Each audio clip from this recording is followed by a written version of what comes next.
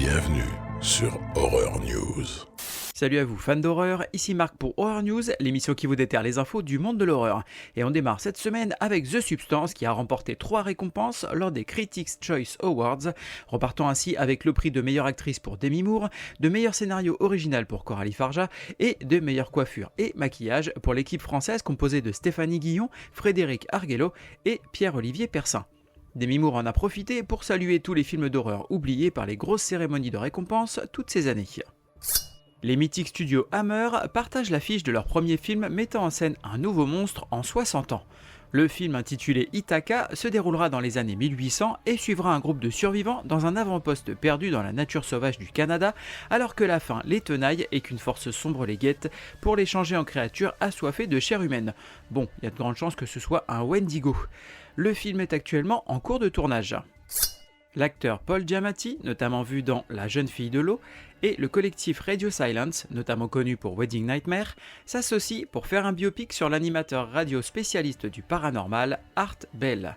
Giamatti est lui-même co-animateur du podcast parlant entre autres de phénomènes étranges intitulé Chinwag. L'acteur Peter Dinklage, notamment connu pour Game of Thrones, rejoint le casting de la nouvelle série Dexter Résurrection en tant qu'antagoniste important. Le tournage de cette première saison est en cours. Le film Dracula de Luc Besson, avec l'acteur Caleb Landry Jones dans le rôle titre, notamment vu dans Dogman, se date pour une sortie le 30 juillet au cinéma. L'acteur Christoph Waltz, notamment vu dans la série The Strain, y jouera le rôle du célèbre docteur Van Helsing. On y suivra les origines du prince avant qu'il ne devienne vampire.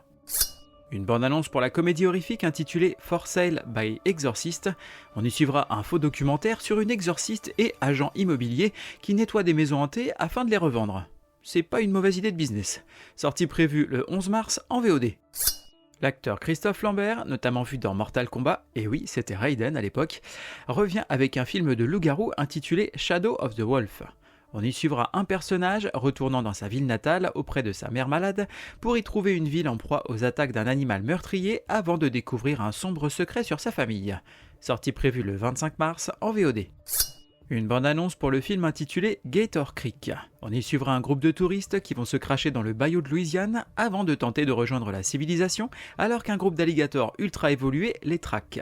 Sortie prévue le 24 mars en VOD. Le nouveau film de la franchise Wolf Creek, intitulé Wolf Creek Legacy, est annoncé pour une sortie à l'automne 2026 au cinéma. Dans ce film marquant le retour de l'acteur John Jarratt dans son rôle du tueur Mick Taylor, on suivra une famille de touristes américains qui va se retrouver sur le terrain de chasse de Mick, pas de bol, et après le sacrifice des parents, les enfants vont tenter de survivre. L'actrice Sosie Bacon, notamment vue dans Smile, devrait incarner l'héroïne de la comédie horrifique intitulée Brett. On y suivrait une jeune femme sur le point de se marier qui, en retournant dans sa maison d'enfance, va retomber sur sa poupée préférée, Brett, qui va prendre vie et lui avouer son amour avant de tenter de lui prouver qu'il peut récupérer toutes les parties d'un véritable homme afin de remplacer son fiancé. Ça sent le concept bien what the fuck. Le nouveau film de Poltergeist de la plateforme Max, intitulé The Parenting, se date pour une sortie le 13 mars. On y suivra un jeune couple partant en week-end afin de présenter leurs parents respectifs, mais alors que tout ne se déroule pas comme prévu, un des parents se retrouve possédé par l'entité hantant leur location et ils vont devoir tout faire pour exorciser et réconcilier tout le monde. L'acteur Taylor Lautner, notamment vu dans Twilight, revient dans une série méta intitulée Taylor Lautner Werewolf Hunter pour Amazon, avec le collectif Radio Silence, encore eux, notamment connus pour Abigail, qui viennent aux commandes de ce projet. Il y incarnerait son propre rôle et aurait pris de la distance par rapport à son métier d'acteur après le succès de la saga Twilight afin d'intégrer une société secrète de chasseurs de loups-garous. Et après tout, pourquoi pas? J'espère que ce sera traité au second degré, sinon ça a peu de chance de fonctionner quand même. Une bande-annonce pour l'anthologie horrifique intitulée God of Frogs.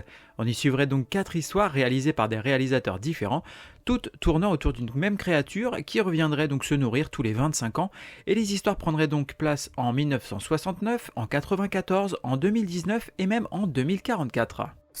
Alors qu'on n'a plus de nouvelles de Constantine II depuis maintenant 2 ans, le réalisateur du premier film, Francis Lawrence, donne des nouvelles du projet et affirme que le projet est plus proche que jamais de voir le jour. Ils auraient une grande idée après avoir étudié de nombreux comics du personnage au cours de ces 2 ans. Une nouvelle bande-annonce pour le nouveau jeu des studios Supermassive Games, notamment connu pour The Quarry, intitulé Directive 8020. On y suivra, alors que la Terre se meurt, un groupe d'astronautes à la recherche d'une nouvelle planète pour l'humanité. Alors que l'équipage se réveille après 4 ans d'hypersommeil, ils trouvent le vaisseau endommagé, un meurtre et une entité extraterrestre métamorphe façon The Thing qui peut prendre l'apparence de n'importe quel membre de l'équipe. Sortie prévue le 2 octobre sur PC, PlayStation 5 et Xbox Series. Une bande-annonce pour le jeu vidéo réalisé en stop motion et intitulé The Midnight Walk. On y vivra 5 contes de feu et d'obscurité dans lesquels on devra survivre aux monstres et entités de notre univers grâce à une flamme salvatrice. Sortie prévue le 8 mai sur PC et PlayStation 5 avec option VR pour les 2 plateformes. Une nouvelle bande-annonce pour le film Until Dawn, La mort sans fin, qui semble n'avoir plus grand chose à voir avec le jeu qui l'adapte. On y suivra ainsi un groupe coincé dans un chalet, renfermant une boucle mortelle dans laquelle ils vont se faire tuer par de nombreuses créatures et tueurs en tout genre, avant de revenir au début de leur journée pour mourir encore. Le seul moyen d'arrêter tout ça semble être de réussir à survivre jusqu'à l'aube. Sortie prévue le 23 avril au cinéma. Une bande-annonce pour la saison 2 de la série Twisted Metal. On y suivra nos personnages principaux entrant dans le tournoi mortel du Twisted Metal. Sortie prévue cet été sur Peacock. Le jeu vidéo Survival Horror intitulé Home Sweet Home devrait avoir droit à son adaptation filmique intitulée Home Sweet Home Rebirth. On y suivra un policier se retrouvant dans une réalité appelée The Hindrance pendant une tuerie dans un centre commercial. Il va devoir faire équipe avec un mystérieux moine afin de sauver sa femme et d'empêcher un cultiste d'ouvrir les portes de l'enfer. Sortie prévue en avril. Une bande-annonce pour le jeu vidéo intitulé Five Nights at Freddy's Secret of the Mimic.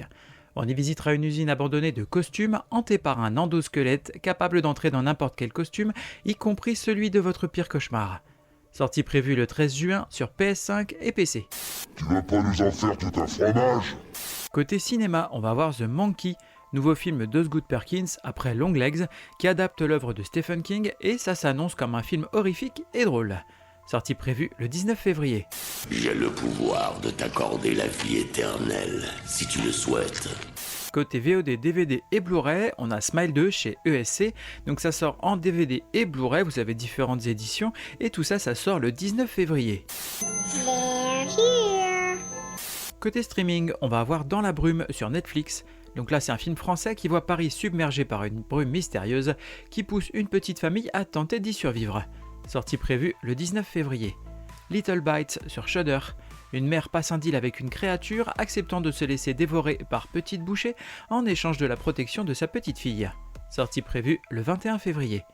Hellboy de Guillermo del Toro sur Shadows, donc ça sort le 21 février, et February, donc toujours sur Shadows, le 21 février. Merde, mes parents vont être sacrément pétins contre moi.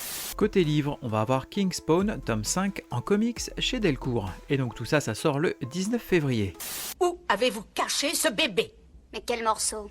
Côté jeux vidéo, on va avoir Cabernet, donc sur PC, PlayStation et Xbox et Nintendo Switch, ça sort le 20 février, et Broken Lore, Low, sur PC le 21 février.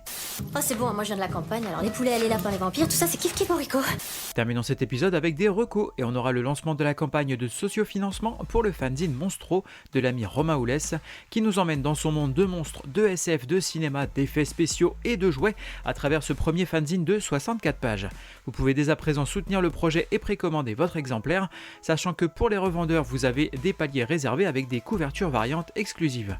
Rendez-vous sur Ulule en cherchant les mots-clés Monstro et vous allez voir donc ce fanzine, Monstro Fanzine, le numéro 1. Sinon vous pouvez aussi aller sur la page Instagram et vous retrouvez les liens vers la précommande. De là on aura le lancement des précommandes pour la première édition française du roman Hellraiser The Toll.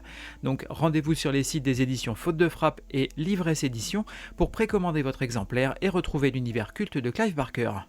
Merci à vous d'avoir suivi cette émission, je vous invite à partager le podcast autour de vous et à aller vous abonner sur les différents réseaux sociaux, que ce soit Facebook, Instagram, TikTok et même YouTube. Il ne me reste plus qu'à vous souhaiter bonne semaine et bon frisson.